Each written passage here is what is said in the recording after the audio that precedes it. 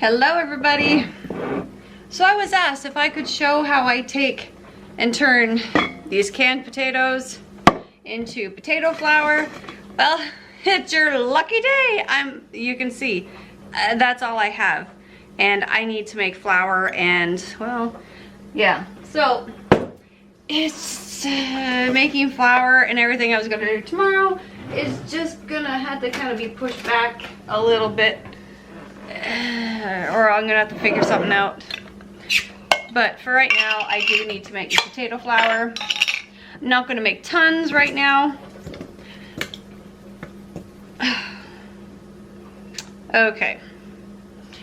Give me one moment. Okay, so there we go. I have the starch in there, I got the potatoes in there. And if you have a,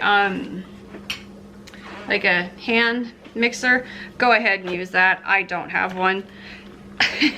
I just mash it up like this.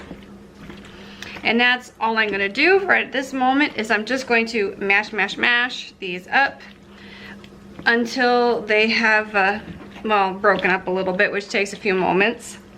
So again, I'll bring you guys right back, but just mash your potatoes. All right. So now that I have this all mashed up and I took a little break because my arm was really sore after that, we end up with this, just a bowl of uck. And if you have a hand mixer, it won't take you as long. But what I'm gonna do now is get my dehydrator trays, and I have my jelly rolls here, and I'm just going to lay this, like scoop it on here. And just kind of, you know, we're gonna kind of do the idea of like a fruit leather, but just with potatoes.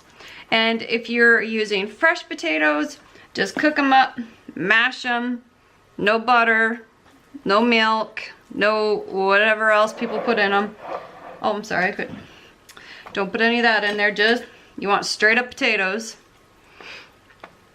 And you just want to get them cooked up, mashed up, and then you'll continue on with it this way.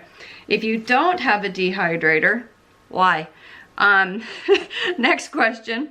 Anyway, you can do this in the oven. You just want to dehydrate it on a cookie sheet on the lowest setting your oven can go on until it's dry. I'm sorry, I do not know how long that would take because I don't need to do it that way. I have a dehydrator and I use that. Okay, but I'm gonna keep going. I'm gonna fill these up and I'll bring you guys back and I'll show you how many trays I end up with. All right, so I ended up with 3 trays of mashed potato uck.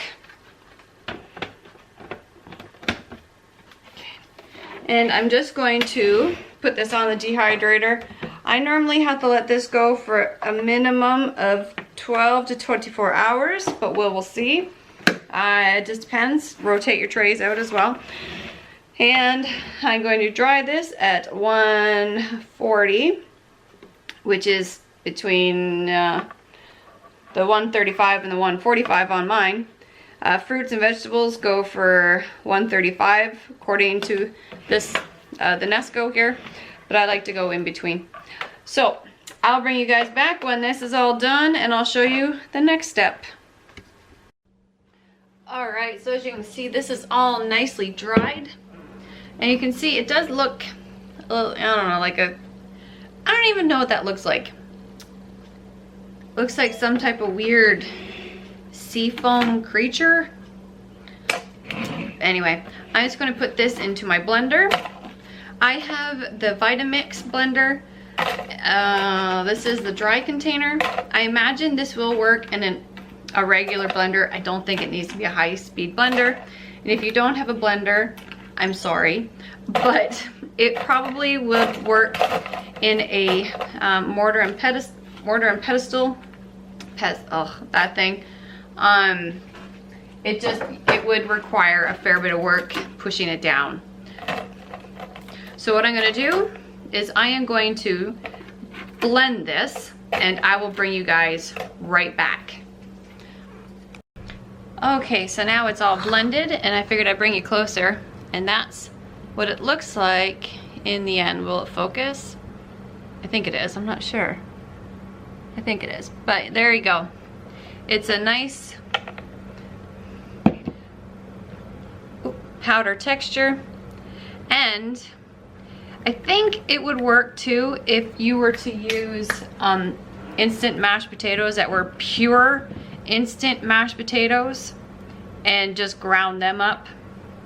I think. I don't know, I don't buy them.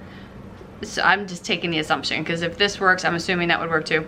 But there you go. That's how I turned my canned potatoes into potato flour. So now I can actually go and make my flour mix. So off to the next. See you guys. Bye.